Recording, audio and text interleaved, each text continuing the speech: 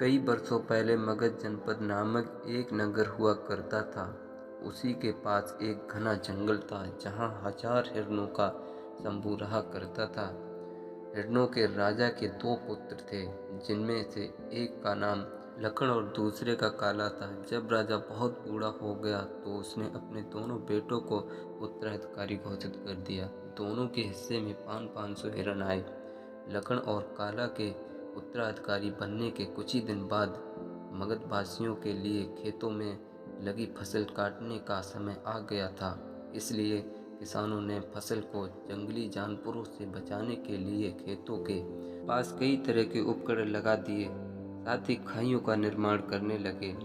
इसकी जानकारी मिलते ही हिरणों के राजा ने दोनों बेटों को अपने अपने समूह के साथ दूर सुरक्षित पहाड़ी इलाके में जाने के लिए कहा। पिता की बात सुनते ही काला तुरंत अपने समूह के साथ पहाड़ी की ओर निकल गया। उसने जरा भी नहीं सोचा कि दिन के उजाले में लोग उनका शिकार कर सकते हैं, और असल में हुआ भी यही।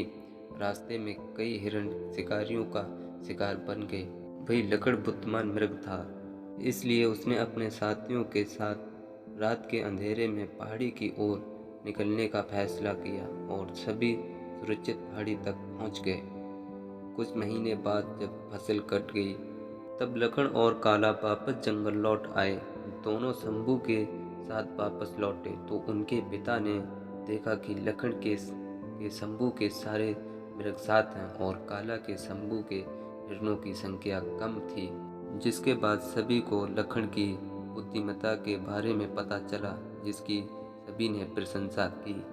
दोस्तों, कोई भी काम करने से पहले कई बार सोचना चाहिए, तभी उसको करना चाहिए। इससे हमें सफलता मिलती है।